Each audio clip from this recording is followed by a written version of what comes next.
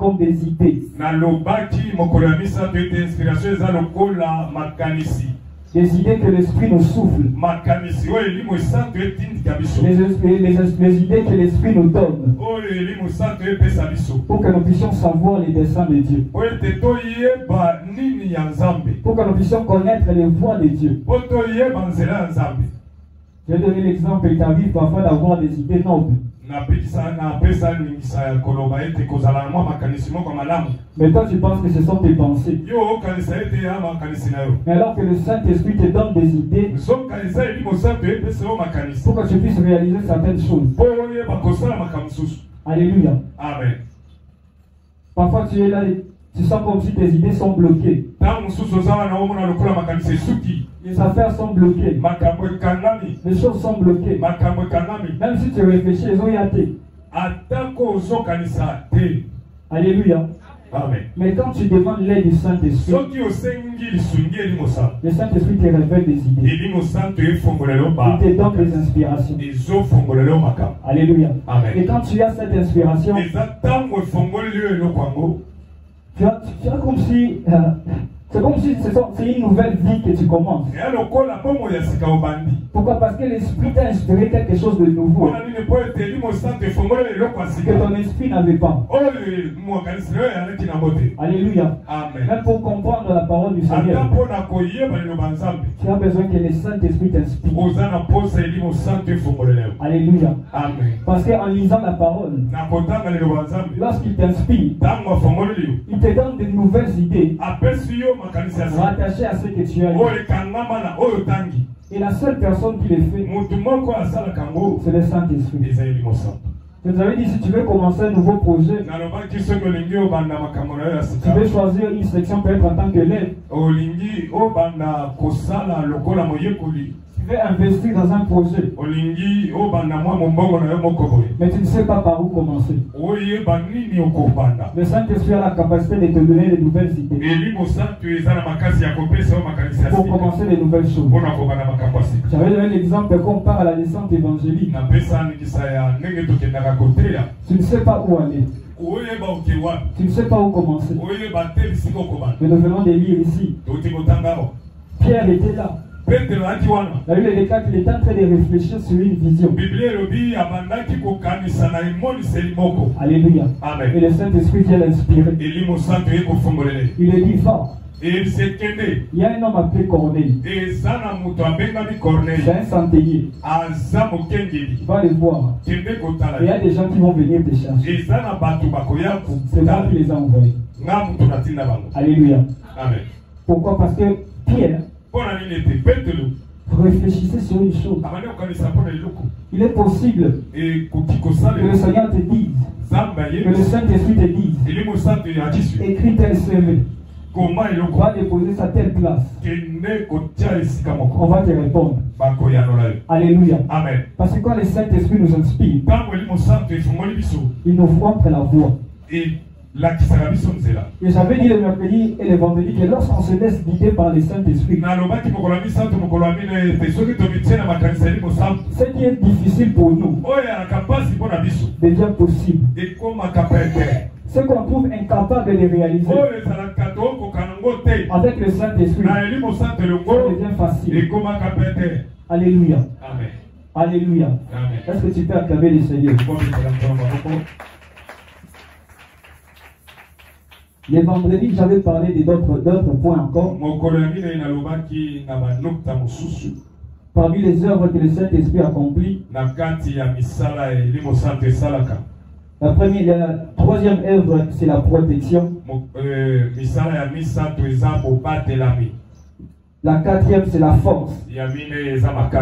Et la cinquième, c'est la plénitude. Alléluia. Amen. Je suis en train de revenir pour aider ceux-là qui n'étaient pas dans la semaine. Lorsque tu as le Saint-Esprit, la protection est certaine. Alléluia. Amen. J'avais dit pour que tu puisses demeurer dans l'œuvre de Dieu. Pour que tu demeures dans les services de Dieu. Si le Saint-Esprit ne te protège pas, tu vas tomber. Alléluia. Amen. Paul est en train de dire, j'ai combattu le bon combat. Et j'ai achevé ma course. Pourquoi? Parce que Pierre, il marchait avec l'esprit. L'esprit le conduisait. Et si vous lisez dans la parole de Dieu, vous allez remarquer qu'il y a des seigneurs que Paul pouvait aller. Que lui pensait que c'était juste. Mais les sœurs lui dit et Molimo Santo lui disait n'est pas là-bas. Alléluia. Amen. L'esprit refusait qu'il entre dans certains. Pourquoi? Parce que le Saint-Esprit les conduit. Parfois, il t'arrive d'aller dans certains lieux que l'esprit ne te voit pas. Parfois, tu pars dans des endroits où l'esprit ne te voit pas. C'est comme j'avais dit le vendredi. Est-ce que tu as cette sensibilité-là d'écouter le Saint-Esprit? Est-ce que tu as cette relation intime avec le Saint-Esprit? Est-ce que tu marches selon ses préceptes? Est-ce que tu marches selon ses voies? Je vous avais dit, je vais encore les redire. Le Saint-Esprit n'est pas une chose. Le Saint-Esprit n'est pas le feu. Les âmes d'être. Ce n'est pas un oiseau, mais c'est une personne. Je l'ai redit encore. Le Saint-Esprit est une personne. As-tu une relation avec lui? As-tu le temps de discuter avec lui? As-tu le temps de parler avec lui? Mais quand on dit en visitant le Saint-Esprit, tu es le premier à dire Saint-Esprit, visite-moi. Mais tu ne sais même pas comment il opère. Tu ne crois même pas qu'il existe. Tu ne sais même pas comment il se manifeste. Alléluia. Amen. Comment tu peux inviter une personne dans ta vie que tu ne connais pas? Comment veux-tu qu'une personne qui ne te connaît pas vienne à ton aide? C'est ce qu'on fait avec le Saint-Esprit. La Bible déclare: n'attristez pas l'Esprit de Dieu qui est en vous. Et ne méprisez pas le Saint-Esprit de Dieu. Parfois nous attristons le Saint-Esprit. Parfois nous méprisons l'Esprit. Comment veux-tu qu'une personne que tu méprises qui vienne t'en donner, qui vienne vers toi? Et c'est ça l'église d'aujourd'hui. Je vous avais dit que depuis qu'on a accepté de suivre Christ, nos corps ne nous appartiennent plus. Parce qu'il dit: ne savez-vous pas que vos corps est le temple du Saint-Esprit?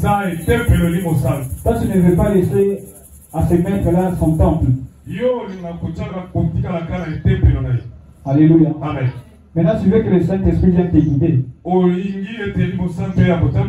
Alléluia. Amen. À part la protection, il y a la force.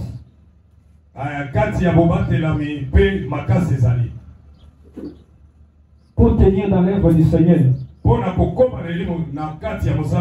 y a tant de tentations. Il y a plusieurs réalités.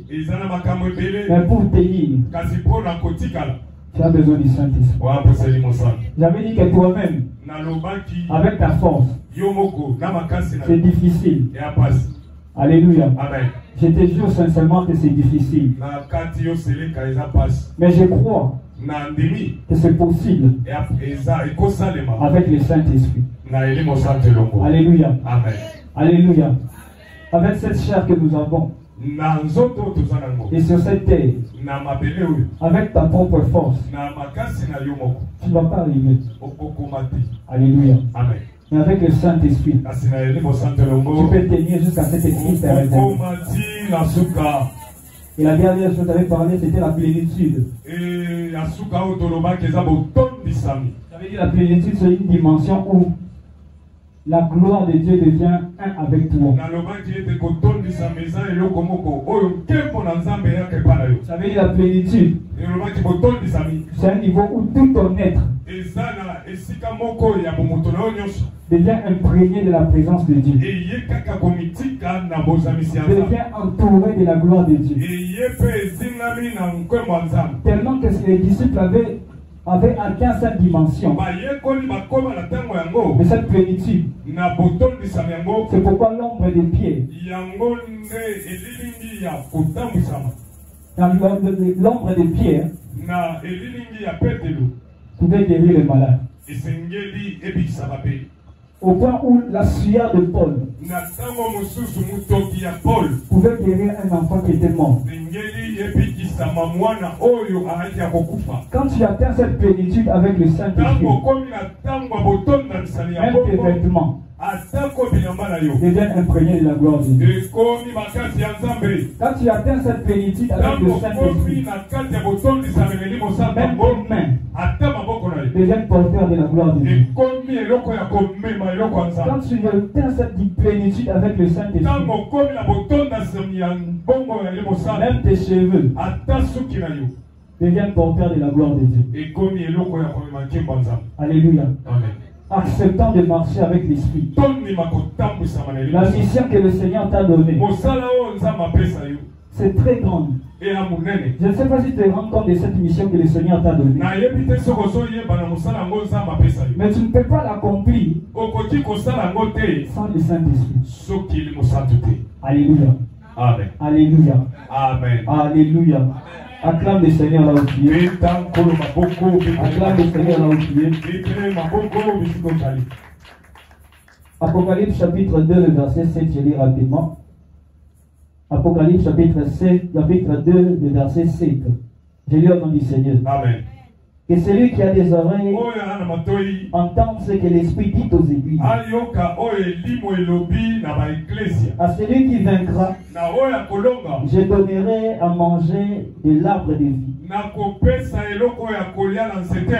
qui est dans le paradis de Dieu. Amen. Amen. La Bible déclare que celui qui a des oreilles entend ce que l'Esprit dit aux églises. Il rajoute: à celui qui vaincra, je donnerai à manger de l'arbre de vie qui vit dans le paradis. Alléluia. Amen. Alléluia. Amen. Il a dit: je les donnerai à manger de l'arbre de vie. Il n'a pas dit l'arbre de vie qui se trouve dans le monde.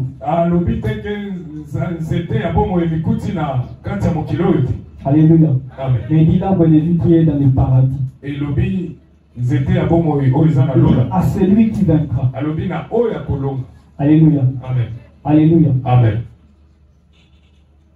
J'avais dit le mercredi que notre but principal,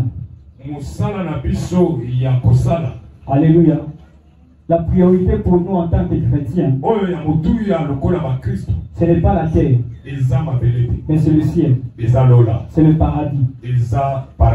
Et le Saint-Esprit est là pour nous amener au paradis, pour que nous puissions entrer au paradis. Parce que la terre que nous sommes passagers. Mais notre vrai monde, c'est le ciel. L'évangéliste nous avait interpellé pour nous dire: est-ce que nous portons encore en nous cette envie-là d'être au paradis? Est-ce que nous pensons à notre éternité? Est-ce que nous pensons à notre demain? Est-ce que nous pensons que si Christ est revenu, est-ce que nous serons aussi enlevés? Je veux dire que nous tous, on est concernés. Personne n'est à l'exception de cela. Tous. Je vous avais dit que le verset qui parle de la parole de Dieu, où je suis en train de dire aux apôtres que dans les derniers jours, il y a plusieurs que je ne reconnais pas, je ne reconnaîtrai pas devant mon Père. Ils viendront et ils diront: Nous avons prophétisé en ton nom. Nous avons prêché en ton nom. Nous avons guéri les malades en ton nom. Mais je leur répondrai. Je ne vous ai jamais connu. Éloignez-vous de moi. Vous qui commettez l'iniquité. Et je vous ai demandé les vendredis. Même moi qui me parle ce matin. Nous sommes centres. Nous sommes protocole. Nous avons des titres dans nos églises. Mais ce jour-là, lorsque Christ est revenu, lorsque nous comparaîtrons devant les pères, est-ce que ces titres-là seront en train de nous honorer devant les pères? Aujourd'hui, c'est comme si c'est une gloire. Quand t'appelles tel, tu sers dans telle église, tu as des responsabilités. Mais nous mettons toujours au cœur que nous devons bien les faire. Non pas pour la gloire des autres, mais pour la gloire de Dieu. Parce que aussi longtemps que nous sommes sur cette terre, c'est bien nous accomplissons l'œuvre du Seigneur. C'est bien nous accomplissons l'œuvre de Dieu. Mais est-ce que ce jour-là, cet homme-là va nous reconnaître comme ses serviteurs? Parce que ce jour-là, même nos pasteurs seront devant les pères. Même les responsables de l'économie seront devant les pères. Même votre responsable de l'intercession, qui prie beaucoup, sera devant les pères. Ça veut dire que la dernière décision ne revient pas auprès d'un homme, mais revient auprès du Père. Alléluia. Mais pour arriver jusque-là, c'est le Saint-Esprit qui nous accompagne. C'est le Saint-Esprit qui nous aide. Alléluia. Amen. Alléluia. Et aujourd'hui, je vais nous parler des 3 derniers points qui nous restaient pour clôturer. Parmi les 6 ans, la 6e œuvre que le Saint-Esprit opère.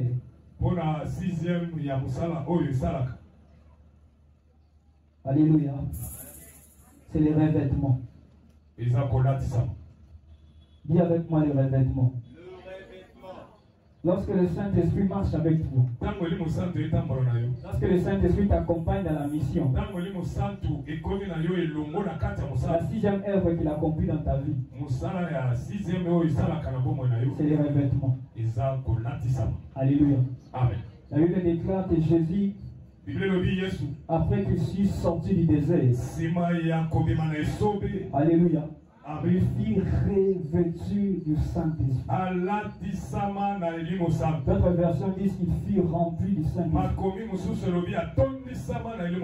Alléluia. Amen. Alléluia. Amen. Les revêtements, c'est une capacité que le Seigneur te donne. Les revêtements, c'est la capacité que le Seigneur te donne. Dans la mission de Dieu, tu n'as pas les revêtements de l'esprit, tu seras la proie du diable. Alléluia. Amen. Tu seras la cible de l'ennemi. Alléluia. Amen. Alléluia. C'est ça la réalité. Parce que si le Saint-Esprit ne te révèle pas, tu seras toujours à la merci du diable. Même si tu es à l'église. Alléluia. Amen. Alléluia. Amen. Parce que la seule personne qui nous donne ce revêtement, c'est le Saint-Esprit. Tu n'as jamais vu dans la réalité, dans cette avenue-là, quelqu'un d'autre vient de passer là. On peut payer un téléphone, il un sac. Alléluia. Mais quand tu passes sur la même avenue, on ne te fait rien. Alléluia. Ça n'a rien à voir avec le fait que tu venais de l'église. Mais c'est parce qu'il y a un revêtement qui est sur toi. Il y a une capacité qui est en toi, qui te donne le pouvoir et l'autorité de marcher dans une sécurité totale. Et c'est le Saint-Esprit qui les donne. Ces revêtements étaient sur les apôtres. prêcher, être arrêté par des gens, et au final, ils sortaient.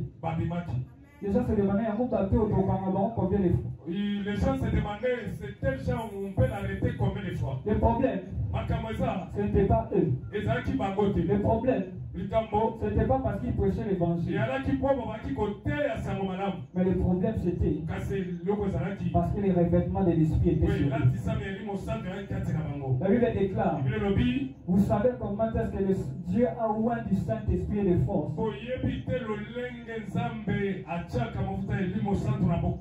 Jésus-Christ de Nazareth. Ça veut dire que Christ avait un revêtement total sur lui, qu'il est donné la différence partout là où il passait. Alléluia. Amen. Même Christ a opéré avec le Saint-Esprit. Alléluia. Même Christ a opéré avec le Saint-Esprit. C'est pourquoi quand il parle, il connaissait l'importance de cette personne. Il connaissait la capacité que cette personne avait. Et pour te dire même une vérité, même ce verset qui dit où l'ennemi est venu, il n'a rien trouvé de lui en Jésus. C'est le seul qui a vaincu le monde. Ça veut dire que même Jésus-Christ a connu la puissance du Saint-Esprit. Parce qu'il était un homme. Alléluia. Ça veut dire qu'en tant qu'homme, il n'a jamais péché. Parce que déjà sa nature de Dieu est une sainteté. Alléluia. Alléluia. Donc ça veut dire que même Jésus a travaillé avec le Saint-Esprit pour qu'il tienne avec cette chair des hommes. Il avait vécu la puissance du Saint-Esprit. Et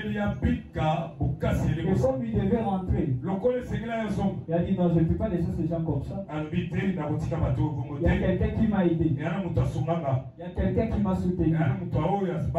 C'est le Saint-Esprit. Alléluia. Amen. Alléluia. C'est pourquoi la parole de Dieu déclare, de même que le Saint-Esprit a ressuscité Christ d'entre les morts, de même aussi, il ressuscitera vos corps en Jésus-Christ. Donc ça veut dire que tout le mouvement spirituel qui se passe, c'est le Saint-Esprit qui l'opère. Alléluia. Alléluia. Acclame le Seigneur là où tu es. Acclame Jésus. Les revêtements du Saint-Esprit en toi, c'est comme un laisser-aller. C'est comme un passe-partout. Alléluia. Quand tu as les revêtements du Saint-Esprit, il est impossible que l'on te conteste. Il est impossible que les forces du mal te pèsent sur toi. C'est comme j'avais parlé le vendredi. J'ai dit, moi ça m'énerve. Ça me donne. Quand je vois tu es là, tu pars en retraite. Pour chercher Dieu, pour le travail, pour un domaine quelconque. Tu écris ton CV, tu arrives là-bas, soit disant quelqu'un qui est dans l'occultisme, il refuse que tu travailles. Alléluia. Pourquoi? Parce que tu as refusé de signer, je ne sais si c'est quoi. Et tu sors. Après tu viens dire ça, après tu diras que Dieu ne m'aime pas. Non. Alléluia. Amen. Là-bas ce n'est pas question de Dieu. Là-bas c'est une question de force contre force. Là-bas c'est une question d'autorité contre autorité. Là-bas c'est une question de hôtel contre hôtel. Tu sers Dieu. Tu pries. Mais qu'est-ce qui empêche cette personne-là qui te donne du boulot? Ça veut dire que tu es fait. Alléluia. Alléluia. Moi, ça m'énerve. J'avais un collègue qui était venu. On parlait avec lui souvent. Il était allé chercher les boulots. Il m'a dit comme ça, mon frère. Je ne sais pas vraiment ici c'est comment. Je lui ai dit, qu'est-ce qui se passe pas? Il a dit, bro, je suis allé pour chercher le travail. On m'a donné des documents. Avec des livres. Et puis c'était un grand poste que j'ai cherché. On m'a dit comme ça, si je ne signe pas ça, le poste là n'est pas à moi. Alléluia. Amen. Et il a regardé, tellement qu'il est un chrétien, il a dit comme ça, non, je refuse. Il a dit comme ça, si tu refuses, alors ici, il n'y a pas ta place. Il a dit, je préfère encore rater ces postes. Mais garder ma foi. Alléluia. Atiki. Il a laissé. Alléluia. Amen. Alléluia. Amen. Alléluia. Amen. Ce monde où nous sommes, on nous mettra l'épreuve à plusieurs reprises. Mais à d'autres circonstances, on voudra connaître aussi ton Dieu. On cherchera à connaître si réellement tu sers un bon Dieu. Et lorsque le revêtement de l'esprit est en toi, même si on te cherche de plusieurs manières, on ne va jamais t'avoir. Pourquoi? Parce qu'il y a une personne qui marche avec toi. Et cette personne, c'est le Saint-Esprit. Je précise encore que cette personne, c'est le Saint-Esprit. Parce que c'est une personne. Est-ce que nous avons une relation avec lui? Est-ce que nous prenons le temps de parler avec lui? Est-ce que nous prenons le temps de le connaître? C'est ça la chose que j'aimerais savoir. Parce que ce n'est pas en vain que Christ nous a laissé le Saint-Esprit. Sinon, il n'allait pas nous laisser l'Esprit. Mais s'il nous a laissé l'Esprit, c'est pour une raison. Et c'est pour un but. Et tu as besoin de lui en tant que chrétien. Et jusqu'aujourd'hui, tu ne le connais même pas. Tu n'as même pas le temps de connaître. S'il veut pour toi. Alléluia. Amen. Cultivons une intimité avec le Saint-Esprit. Développons une relation avec le Saint-Esprit. Aujourd'hui, comme j'avais dit le vendredi, nous avons des relations aujourd'hui. Aujourd'hui, quand tu n'as pas de relations, tu n'es pas un homme. C'est inutile. Et nous privilégions ces relations avec les hommes. Mais est-ce que tu as une relation avec le Saint-Esprit? Alléluia. Amen. Alors que c'est une personne qui dépasse toutes ces relations-là que tu as.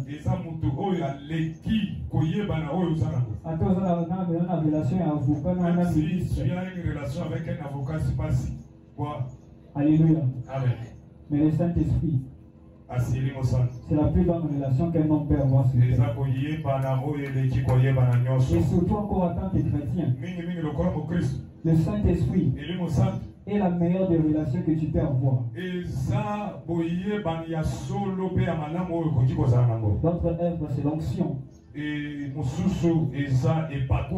la dernière, c'est la manifestation divine. Je